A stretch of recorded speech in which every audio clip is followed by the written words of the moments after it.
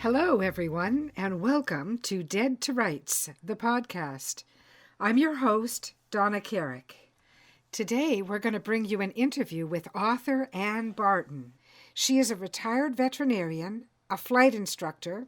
She's an author of 8 mystery novels, 1 autobiographical book, and numerous articles and short stories. Her short story was a co-winner of the Bloody Words contest in 2001 and is published in Bloody Words, the anthology.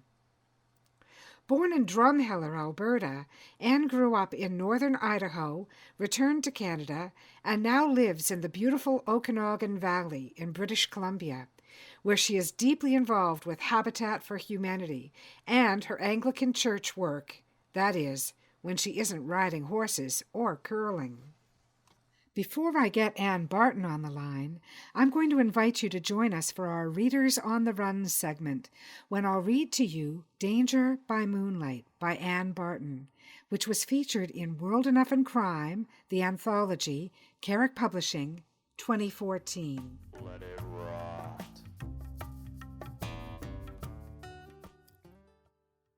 Danger by Moonlight, written by Ann Barton. Editor's note: a moonlight ride turns into a night of terror for 2 young boys in Ann Barton's taut and frightening tale. "Hey, Derek, want to go for a ride in the moonlight?" Chad asked. "Sure, sounds great." Derek's parents were going to pick up Chad's, and the 2 couples would drive into town to attend the Saturday night dance at the community hall, leaving the boys behind. Derek was supposed to stay home and go to bed at a decent hour, but the prospect of getting out from under the parental thumb for once appealed to the 14-year-old. Derek's parents were a bit dubious about letting him hang out with Chad, a cunning 13-year-old who had urged Derek to try chewing tobacco and who knew more than he should about things like sex. But out here on their farms, miles from town, Chad Monk was the only other person Derek's age, and it was natural they should pal around together when they got a chance. There was another reason for Derek's eagerness for saddling up his horse and going for a ride in the moonlight. The previous night, its bright glow had kept him awake, and he sat in the window of his loft bedroom, looking out over the meadow, bathed in brilliant light of a nearly full moon. He had watched the cattle settle down for the night, a group of deer graze across the meadow, heard the owl with its plaintive hoot, and saw a coyote stalk one of the fawns before the deer sensed its presence and dashed away. Sleepy, he had been about to end his vigil and climb into bed when he heard the clop of horses' hooves and the jingle of bits. He watched Chad's older brother, Connor, returning home with his pack string along the road that branched off at a T-junction about 100 yards up, the one that went by Derek's home. They stirred up dust from the unpaved road, forming a low cloud that obscured the horses' feet and making them look as if they were gliding on air. Derek could recognize Connor by his typical slouch in the saddle, riding his dark chestnut horse, leading another saddle horse and 2 pack horses. The last horse in the string was a pinto, and its white rump shone in the moonlight. They clattered across the wooden bridge over the creek, now appearing to have feet like they should, breaking the spell. Derek stretched, yawned, and headed for bed. The memory was sufficient in itself to make a moonlight ride seem attractive. Chad rode up while Derek was still saddling his horse. He swung a leg over his saddle horn, relaxing in the saddle, and bit off a chunk of chewing tobacco. "Hey, I know where there's pot being grown. I followed Con one day and found out where he got it. Come on, I'll show you." Derek was startled. He'd never had any contact with pot, had never thought about it, though he'd heard of the stuff. "No, I don't want to do that. It's not right."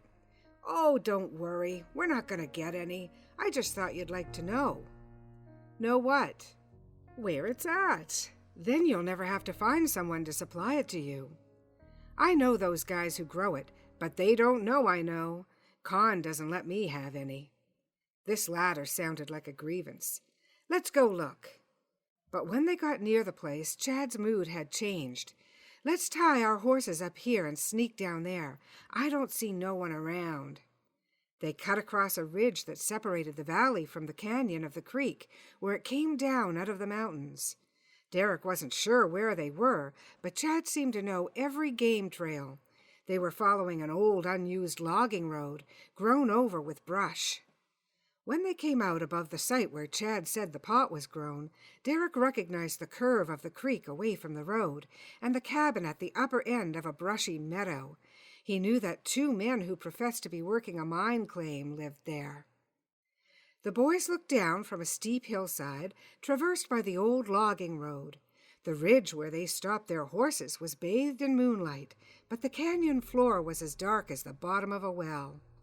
Only vague outlines of the creek and gravel road that ran along the near side of the meadow were visible. "They grow it down there on that flat. The brush hides it." "Do they do any mining? It's a claim, isn't it?" Derek asked. Chad gave a snort. "Mining, hell! There's no gold here. Come on." They tied their horses among some trees and made their way down the old logging road on foot. They could see the cabin at the upper end of the flat, its door open, spilling out light, with 2 men sitting on the doorstep drinking beer. The sound of voices came to them, but they couldn't make out the words.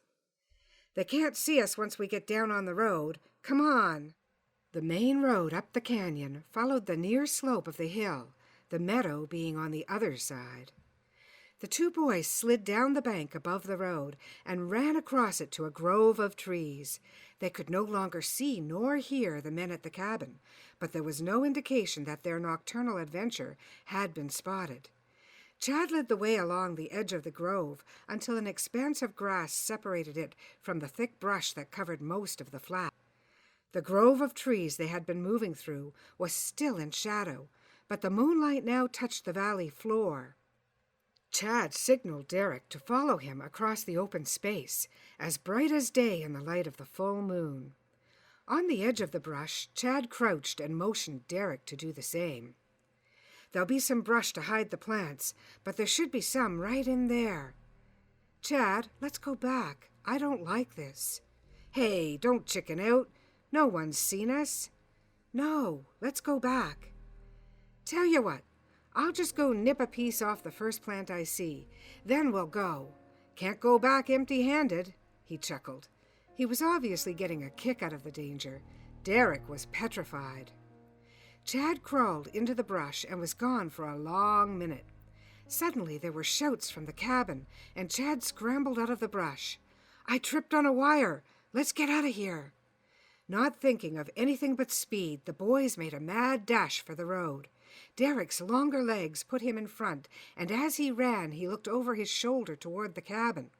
Suddenly the ground gave way under him, and he pitched headlong into a pit. Chad fell in on top of him. They stood up. They were in a chest-high rectangular hole dug in the ground, mounds of dirt on either side, a shovel stuck into one of them. The bottom was soggy and made a sucking sound when their boots were pulled out of the mud. They rushed for the open end nearest the road, but the soft earth gave way beneath their boots as they tried to climb out. They fell back, panting. "I'll boost you, then you pull me out." Derek lifted Chad and gave him a shove upward to where the smaller boy could get a hold of a bush and pull himself out. He turned and reached a hand down to Derek, who succeeded in scrambling over the lip of the hole. Then they ran. Across the open moonlit road, up the bank, and onto the old logging road they had come down. There was brush along it, and they threw themselves down flat, peeking over the top to see what was happening. Derek had been vaguely aware of the 2 men shouting to each other. Now he could tell that they had come down the meadow, one on either side, searching. As they watched, the man on the far side started back to the cabin, but the one on the road below was too close for comfort. They dared not move. Then they heard him call out, and they got to their hands and knees and scurried up the old road, heading for better cover and for the horses. Suddenly a light brighter than the moon flashed across the meadow. "They have a spotlight on their truck," Chad exclaimed. The spotlight covered the flat systematically, from one side to the other.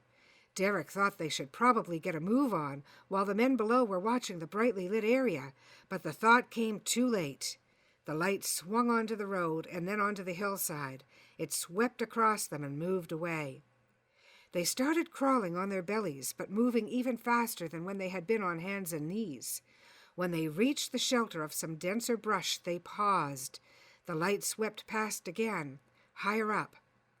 "I hope they can't see the horses," Derek breathed. "I hope the horses don't spook," Chad replied. The searchers had apparently given up on the hillside, and the boys got to their feet and ran, crouching, to where they had left the horses. "We'll have to lead them over the hill," Chad whispered. "If your horse sounds like he might snort or whinny, hold your hand over his nostrils." Derek had a different concern. He remembered how the pinto horse's white rump had shone in the moonlight, and was afraid that if the spotlight shone on his horse's white blaze, it would be clearly visible. He tried to hold his horse so that its head was turned away from the source of the light. The pickup had moved down the road and was traversing the area with its spotlight again. Once they were over the top of the first low ridge, they swung onto their saddles and turned down a faint game trail. "We'll have to keep it to a slow trot until we're out of hearing," Chad murmured. "They can hear horses galloping." "I hope you know the way." Chad's laugh was a bit shrill. "Don't worry, we're in the clear now." When they were certain they had put enough ground between themselves and the searching men, they hurried their gait, going at a fast trot or canter, depending on the terrain. The sure-footed ponies seemed to have no trouble seeing, even in the dark patches. They topped the final rise overlooking the valley and their homes. Here they stopped to see if it was safe to go further. "They're probably on the road now, looking for us," Chad whispered. They saw no light or movement, so keeping to the treed areas, they worked their way down toward the road. The last few yards would be over open, moonlit hillside. Chad called a halt while they were in the last shady cover over the open space. Nothing seemed to be moving. "Come on," Chad motioned to Derek. But just as the boys were about to step out into the open, Derek hissed, "Wait, listen." They heard the faint hum of a motor. Hastily, they backed their horses deep into the trees. Below, on the road, a black pickup truck rolled slowly by, its lights off. "If they go down on the road, we can get to that next patch of shade," Derek said softly. He saw Chad nod. They watched the truck ease around a curve in the road and disappear. "Let's go!" The boys dug their heels into their horses' sides, making for the shade of a huge cottonwood alongside the road. Derek doubted it would hide them if the truck came back. At any time, the men in the truck might shine their bright spotlight into the shady spots along the road. But for now, the truck was out of sight. The boys looked at each other, doubt still holding them back. Then Chad grinned and barked, "Let's go, before they come back." He shot out of the shade of the tree onto the road, with Derek right behind. They were near the T-junction. The truck had gone straight down the road past Derek's home. They swung onto the other road, their horses at a full gallop. They clattered over the wooden bridge, sounding, Derek thought, loud enough to wake the dead. The boys wheeled the horses onto the monk's driveway, rode past the house and right into the open barn. As they piled off the sweaty horses, Chad said, "Let's pull the saddles and turn them out in the corral with the others." They tugged at cinches, flung the saddles along the inner wall, and led their mounts by the bridles out to the corral, letting them loose on the far side of the other half-dozen sleepy horses. Back in the barn, Chad grabbed his saddle and hung it by the stirrup on a peg on the wall. Derek looked for a peg on which to hang his saddle, but before he could, the sound of the truck came to them, close by. "Get up here by the door," Chad hissed. Derek flung the saddle down and ran for the end of the barn nearest the road. The boys flattened themselves in the shadow of the front wall, beside the open door of the barn. The truck had stopped at the entrance to the farmyard. The boys hardly dared breathe. Then the brilliant spotlight flared up, illuminating the interior of the barn. Derek looked frantically back at the saddle, lying in a heap on the floor. To him it looked as big as a boulder, a dead giveaway. Slowly the light swung over to shine on the corral. The horses spooked at the sudden brilliant light and crowded toward the rear of the corral. Would they see the sweat-stained backs of the horses the boys had been riding? The spotlight made another traverse of the corral and barn, then switched off, but the truck did not move away. The boys stayed glued to the wall, wondering if the men would get out of the truck and come into the barn. Derek felt Chad inch slowly away. With an effort, he turned his head away from the dangerous mouth of the door to see what Chad was doing. He saw the boy grasp the handle of a pitchfork and ease it down off the wall. Not much of a weapon if the men came in after them. The motor sound deepened and began to move away. The boys stayed glued to the wall until the sound faded into the distance. There was no sound of anyone on foot near the house. "Okay," Chad spoke softly. "Let's make a dash for the house." "I've got to hang up my saddle." He moved back to where he had left it, trying to stay in the shadow until he had to move out into the open to grab the saddle. Hastily, he hung it up. "For Christ's sake, hurry!" Derek scuttled back to their hiding place. They waited a few seconds, then, when nothing happened, they made their dash to the house, going in the back door, which, like most farm homes, was left unlocked. Without turning on any lights, they scrambled upstairs to a bedroom overlooking the road. Chad moved to the window, but Derek grabbed him by the shirt tail and pulled him down onto the floor. He had heard the truck approaching again. Now it was quite near. It stopped outside, but there was no spotlight this time. Saving their night vision, Derek thought, so they could see into the shadows. Would they see the sweaty horses this time? After what seemed like an age, the truck quietly rolled away, its sound muffled by that of another approaching vehicle, coming down into the valley from the direction of town. "That's our truck!" Derek exclaimed with relief. "I can tell by the sound." The boys tumbled down the stairs, turning on lights as they went. The elder monks were getting out of the truck. Derek dashed out of the house and dived into the back seat of his parents' truck. "What are you doing over here?" Derek's mom asked.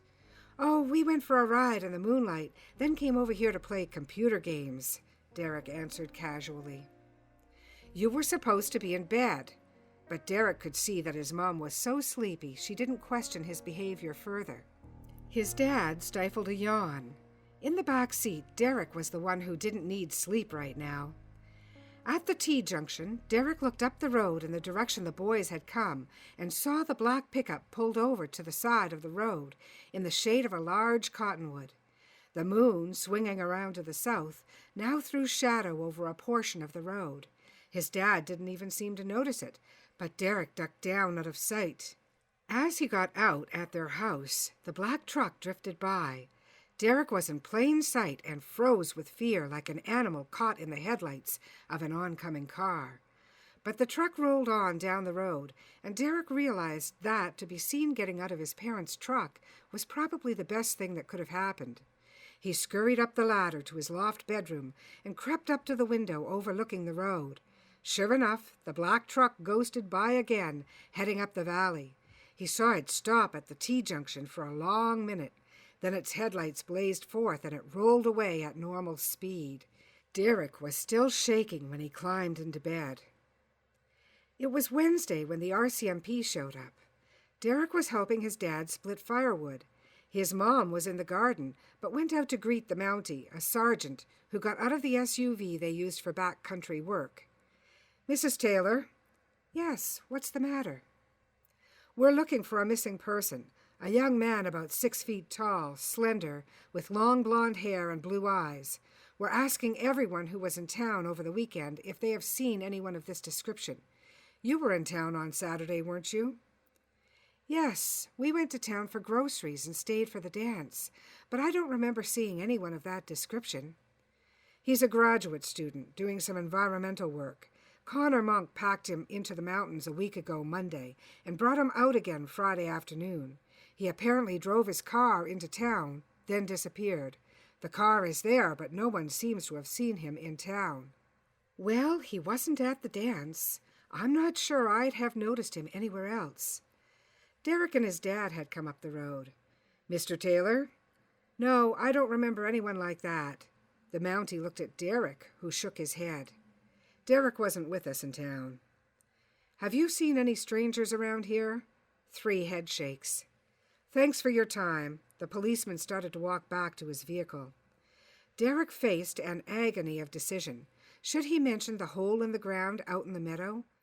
When the boys were riding home that night after their adventure, Chad had said to him, "That's a grave, you know." Derek had nodded his concurrence.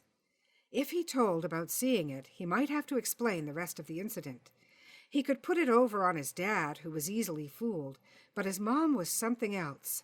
Derek thought she could read his mind. But, on the other hand, he could puff out his chest and brag about helping the police catch some bad guys. Pride won out. "Wait!" Derek shouted. The policeman turned around, a quizzical look on his face. "I know where the body is buried." "Derek," his dad admonished, "he doesn't need to listen to any of your stories." "But—" "Go back to the house." The Mountie held up his hand. "No, let's hear what the lad has to say." "It's like this. Me and another kid went out for a ride in the moonlight Saturday night. He showed me a place where he says they grow pot. I don't know whether he knows what he's talking about, but he said that.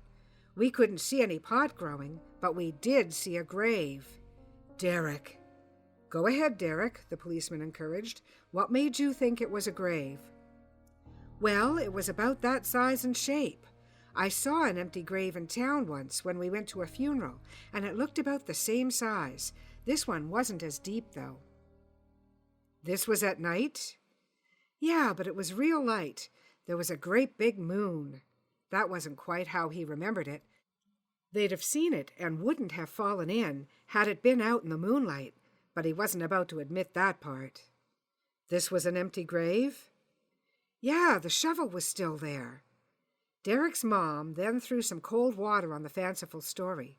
But if this man left the area on Friday, even if this was a grave, it couldn't be his. "But that's just it," Derek insisted. "Con didn't bring anyone out on Friday afternoon. I was sitting up looking out over the meadow on Friday night. It was real clear moonlight. That's why I wanted to go riding on Saturday night. Anyway, I saw Con coming home with his pack string way late that night, and there wasn't anyone with him. He was leading the other saddle horse and his pack horses. I watched them for quite a while." "Do you remember where this place was? Could you find it again?" "Oh, sure. It's up the canyon where the land sort of levels out, and the creek swings way wide out around a sort of brushy meadow. 2 guys have a cabin at the upper end. They're saying it's a mining claim." "Oh, that place!" Mrs. Taylor exclaimed. "That used to be my favorite fishing hole until those guys set up their cabin there. I took my dad up there last summer when he came to visit. If you go way out where the creek bends around, it undercuts the bank and makes a deep hole. You can literally catch your limit in that one spot." "But you quit going. Why?" "When Dad and I were out there, one of those guys came down and told us to leave. He was wearing a gun and sort of had his thumbs hooked into the gun belt. We said we had a perfect right to fish there. We weren't interested in gold mining. He just stood there and watched us. It was sort of creepy, so we decided to go on down the creek and leave him alone." "I don't know whether you realize how lucky you are to be alive," the policeman said. "Yes, we know that place. And Derek, yes, they do grow pot there. Mrs. Taylor, if you and your father had stumbled onto any of their plants, you might be the ones in a grave up there."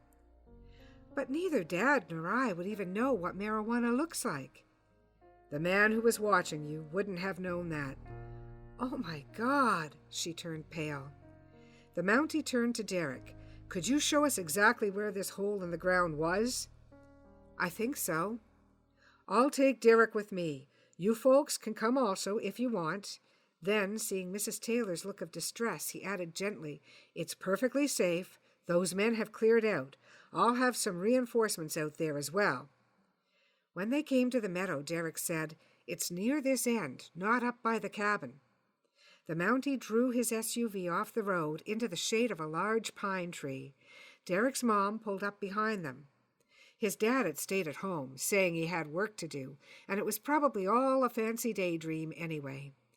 They got out. "Now, can you show me where this hole was?" "I think so, especially if I can go up on the hill. That's where we were." "Okay, go on up." Derek walked along the road for a ways, looking for the faint remains of a logging road where they had made their way down and where they had scrambled on their bellies back up. He spotted the main area and pulled himself up the bank, hanging on to brush. It took him a lot longer to get up on the old logging road than it had done on Saturday night, when they'd had the devil on their tail. He stood up and looked back down toward the meadow. Unable to spot the place where the grave must have been, he made his way up the faint road until he reached the clump of brush he remembered hiding behind. He looked down at the meadow, letting his eyes traverse the ground, trying to recognize some clear landmark. There was no sign of a grave. "I know it was there because we fell into it," he told himself. He moved back down, slowly, looking for the tracks he and Chad had made, climbing back up on the road. "I wonder why they didn't look for our tracks instead of going up and down the road," he thought.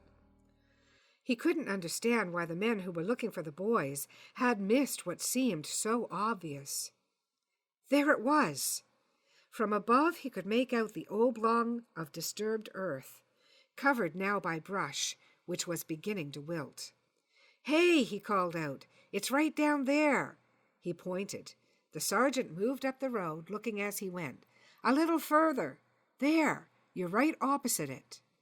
Other policemen had arrived on the scene by that time, and Derek heard the sergeant giving orders. Two of the new men scrambled down from the road onto the brushy meadow and started moving away from the road at a right angle. "A little to your left," Derek called. The men moved on. "You're about there." A moment later, Derek saw them halt, move a few pieces of brush, and call back to the sergeant. "Yeah, there's a freshly filled-in hole here, all right. Better send some shovels down." Derek sat on a rock, not willing to go near where the others stood and lose his grandstand view. The men dug away at the soft earth, sweating in the midday sun. Abruptly they stopped and began to brush dirt aside with their hands. One of them straightened up. "Sarge, you'd better come down here." The sergeant followed the trail the other men had made, stopping at the edge of the area that had been dug out. The two others continued to move dirt by hand. Derek could see what looked like a leg, encased in blue jeans, the foot wearing a hiking boot. The men worked upward along the body. One started to uncover the head. The sergeant turned back to the road and walked to where Derek's mom was standing. Derek could hear his voice clearly. "We owe it to your son. Actually, this was not a graduate student gone missing. This man was one of ours, trying to get the lowdown on this so-called mining claim. He has been shot in the back of the head." Derek saw his mom grab hold of the door handle of the pickup to steady herself. Suddenly Derek saw a movement out of the corner of his eye. Turning to look across the canyon to where the steep hill rose above the opposite side of the creek, he could see a man on horseback and recognized him as Con Monk. Monk reined in his horse, studied the activity below, and started to back his horse out of sight. He spun the horse around and trotted swiftly and silently back into the trees, just as the boys had done on Saturday night. Derek had a sudden intense fear that Con might have seen him and known that he had been the one to rat to the police. He threw himself down the hillside and ran to the sergeant. "Hey, I just saw Con Monk come down the hill over there. When he saw you, he turned his horse and rode away." "Thanks, son." The Mountie went to his SUV and could be seen giving orders over the radio. There must be other police around nearby, Derek thought. The sergeant came back to where Derek and his mom were standing. He seemed to notice Derek's sudden fear. "Mrs. Taylor, I think you should take Derek home now. It isn't going to be very pleasant here. We'll be by later to get a statement from him, but we are really thankful for his powers of observation. We might never have found this grave." Derek's mom nodded, still unable to speak. The two of them got into their pickup, and Mrs. Taylor carefully turned it around and started back down the canyon. When they had reached the big meadow valley, She found a spot and pulled over to the side of the road, shutting down the engine. She turned to her son. The uncompromising expression on her face was one Derek knew very well. It was what Derek thought of as her dark look, and it boded no good to the boy. Now, young man, I think you have some explaining to do. Let it rot.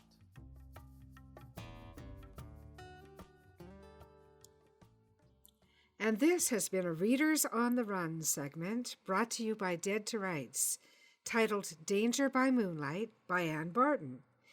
For our readers, if you'll go to our Dead to Rights Facebook page and answer the following question, you'll be qualified to win an Amazon gift certificate or a Smashwords gift certificate. For those of you who are not familiar with Smashwords, a gift certificate to Smashwords will allow you to purchase ebooks that will fit on any e-reader other than Kindle. So the choices again are an Amazon gift certificate or a Smashwords gift certificate. Just let me know what your preference is. And now the question. What was the name of the protagonist in Danger by Moonlight? And his name, of course, was Derek. And that brings us to our author interview segment. Please stay with us as we get Ann Barton on the line.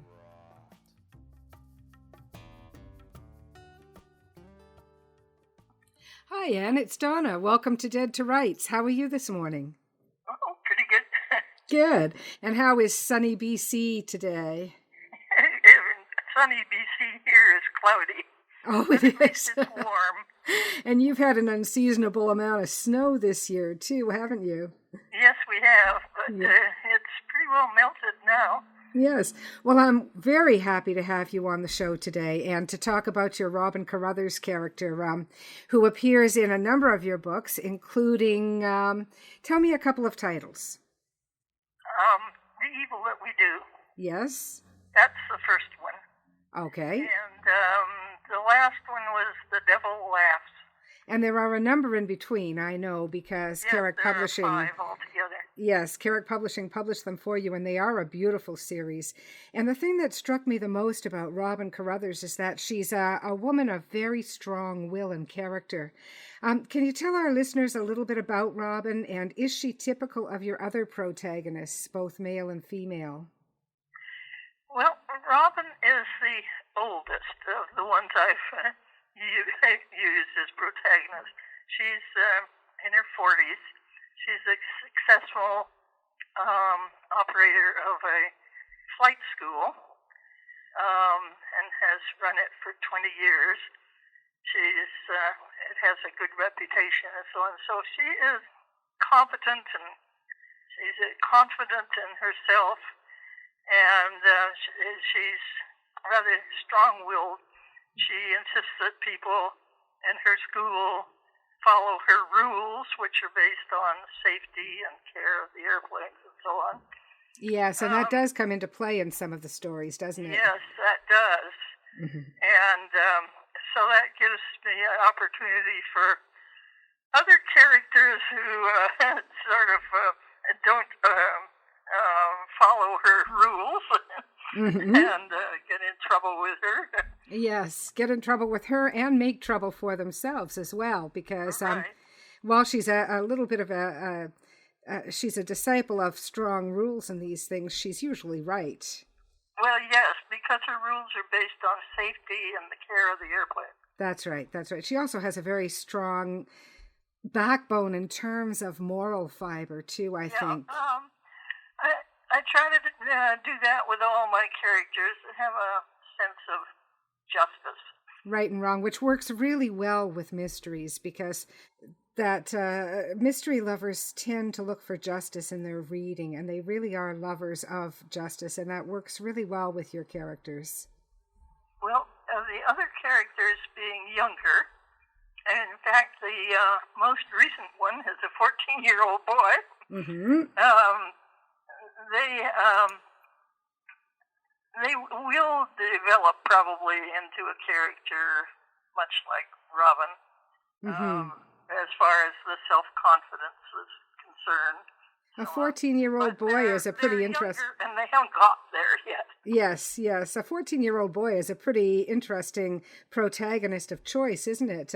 Is this for young adult stories? I believe it is. I believe I know what novel this is for. But Well, it could be considered an young adult novel, yes, but I wrote it basically as a mystery.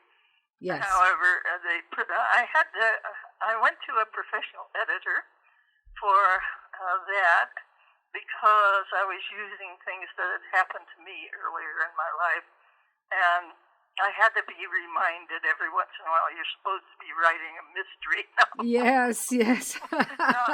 A memorandum. I like that because our stories are far more personal than we ever care to admit, really, aren't they? I mean, and really, our famous disclaimer, as I said to one other author, is that all characters and situations are figments of the author's imagination.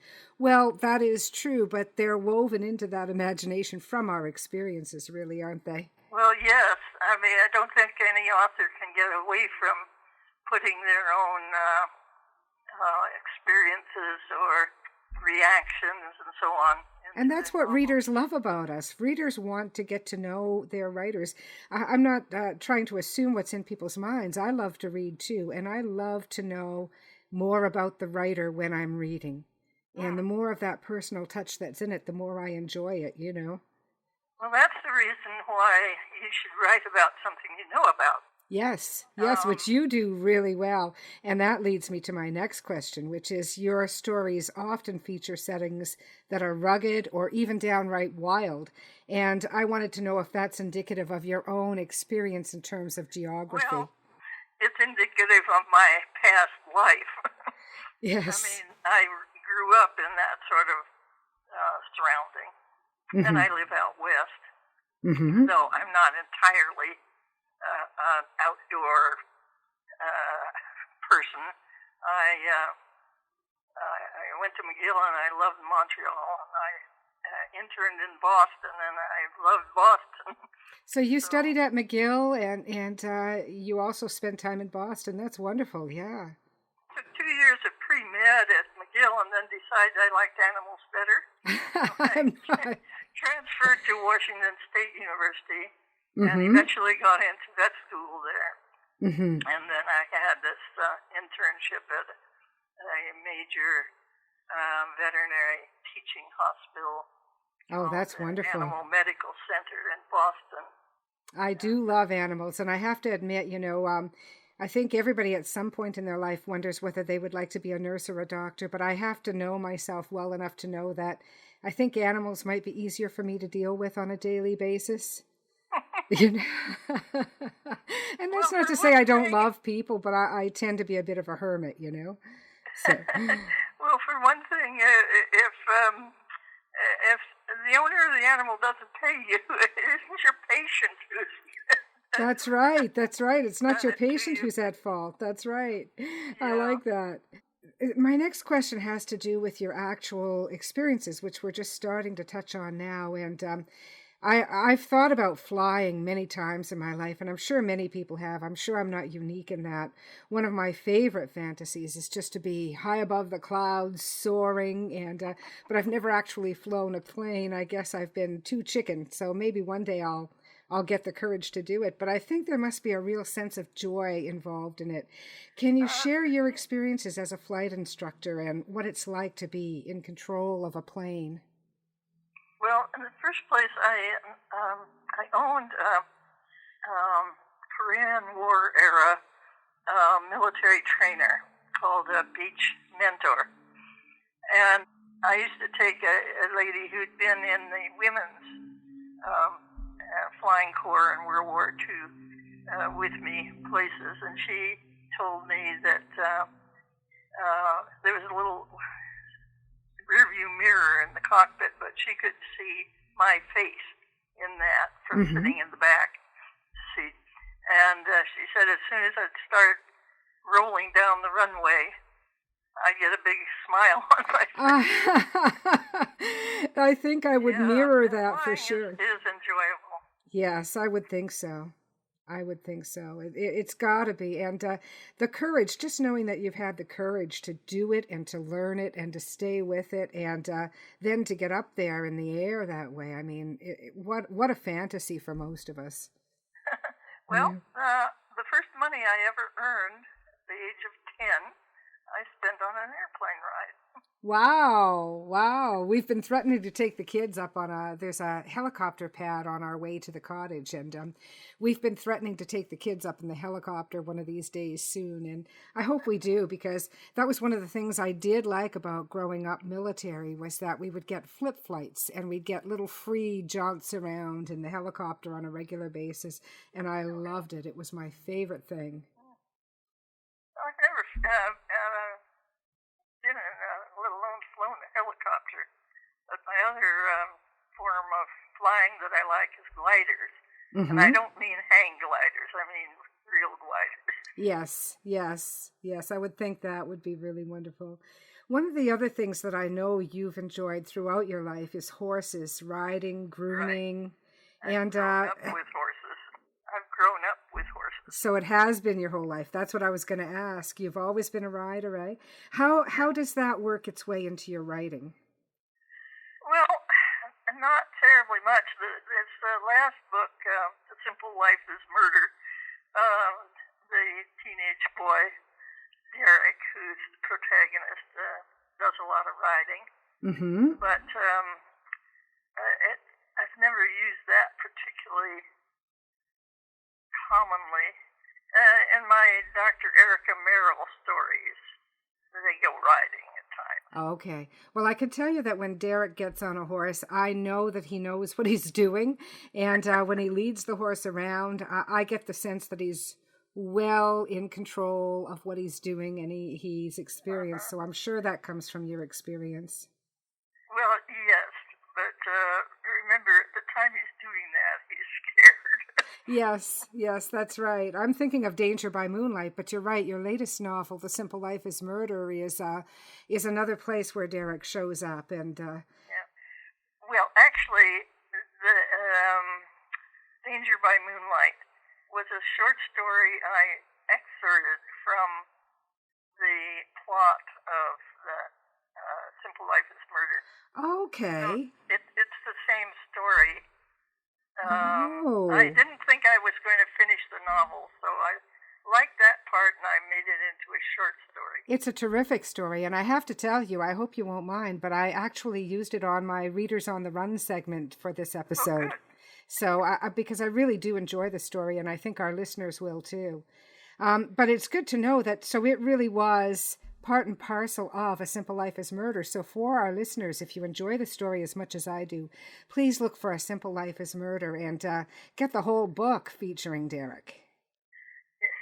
Yes, or get the book before you read the short story. Yes, whatever way you like to do it.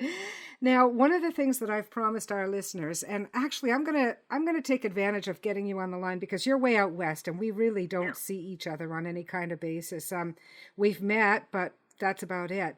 So I'm going to take advantage while I've got you and ask you two questions rather than my usual one. And the first one I want to ask you is, who are you reading right at the moment? And who have you read recently that you've really enjoyed and would recommend? My favorite fairly contemporary author is Dick Francis. Okay. And that's all about horses. There you go. But he's also a fabulous writer. Now his son, Felix Francis, has taken over, and he's learned a lot from his father. Mm-hmm. But he doesn't have the ability to tell you what it feels like to jump over a fence on a horse in the Grand National Race or something like that. Mm-hmm. And that I think a lot of that comes just with it comes with the passion. It doesn't just come with experience. A person can be as experienced as all get out in something, but if they lack the passion, it's not going to come through. But another part of it, of course, is experience. So that was Dick Francis, and his son, you said, was Felix Francis. Is that right? Yes. Okay. Yes. Okay. And he's taken over He wrote some in conjunction with his father, who is now dead. Okay. But he's now writing the stories. Okay. And the other thing I've got to ask you, of course, is any tips you've got for new writers about writing or the book industry or any part of what it is we do that you'd like to impart? Yeah, I would suggest any new writer attend a writing school or seminar of several days' duration where they can do writing and have their writing critiqued Yes. by professionals and also by their fellow members in their class. Yes. And then the other thing is, especially if they're writing a book, is get a professional editor. Yes. When they're just starting out. Yes, both. And I'm glad that you said that, because just because we may have good grammar or good punctuation and know the difference between your and two and two and two, that really doesn't make a good fiction writer. A fiction writer has to know things about story structure, weak areas, soft areas, flow, and you really only get that from learning from the professionals. The person. Yes, yes. Well, your stories are structured very well. It makes them very readable. Well, I started out with a very good editor. Who was your editor? Do you mind? Well, that was Margaret Slavin, who used to operate Victoria School of Writing, where I went. And later she had her own editing business in Peterborough, Ontario. She's now retired from doing that editing. Yes. For The Simple Life is Murder, which just came out, Cheryl Friedman. I think almost anybody in the Toronto writing community certainly knows Cheryl Friedman. She is a very close personal friend of mine, and she is an exceptional editor. So really, wherever you're located, it doesn't matter where you're located these days. I'd certainly recommend Cheryl as an editor to any writer. Yes. Mm-hmm. Yes, she's very thorough. She is, and she doesn't. The one who kept reminding me, you're supposed to be writing a mystery novel. Yes, her number one love is mystery, as we all know. Cheryl was the brain behind Bloody Words for all those years, right up until the final gathering of all of us in 2014. I miss Bloody Words. So do I. It was a great way to get to know people like yourself, who I would never see otherwise. Well, yes, and for me, living out here in Penticton, British Columbia, which is really, it's a lovely place, but it's out in the middle of nowhere as far as being an author is concerned. Yes. It was my opportunity to meet people in this industry. Yes, and it was always fun, too. That was the other thing. Yes. So hats off to Cheryl for having done that all those years and having given us so much. I don't know what we'll finally come up with to help fill that void. I'm sure we will come up with something eventually, but that was just wonderful. It was. Mm-hmm. Yes. Well, Anne, thank you so much for joining us on Dead to Rights. It's been a real pleasure having you. I'm sorry about the little technical glitches we had early on, but thanks for sticking with it till we could get a clean line going. All right. Well, it's been fun. I like to talk about my books. It has. Don't go anywhere, because I'm going to ask you something else after we're offline. So just stay with us. Once again, our thanks go out to Anne Barton, the author of The Evil That We Do and other books in the Robin Carruthers Mystery Series. Please go to Amazon or to any of your retailers and search for Anne Barton. For our listeners, you'll find her as ANNEBARTON. And her website is www.annebartonmysteries.ca. Now for our final draw this week. We'd like you to go to the Facebook page for Dead to Rights, the podcast, and look for this question. What was Anne Barton's tip for writers today?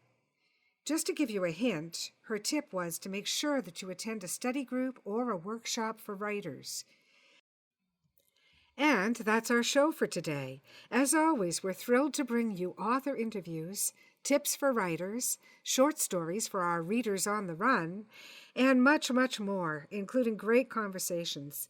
If you want to get in touch with Donna Carrick at Carrick Publishing, the way to do that is carrickpublishing@rogers.com.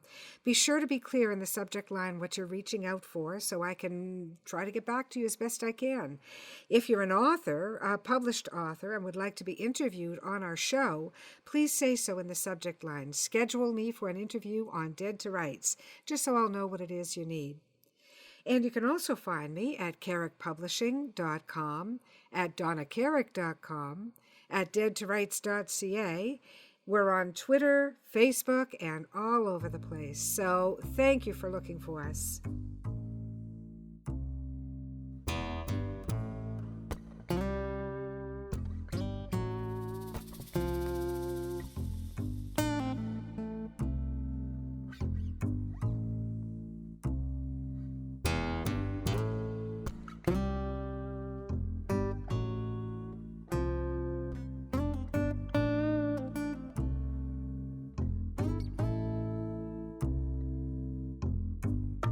A dusty road, a man alone.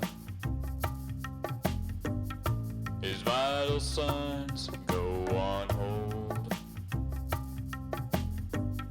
And I don't know what you've been told, but the years have turned my eyes gold. And I told you what you told me, we'd never be in the same boat for free. Yet it rides, let it rot.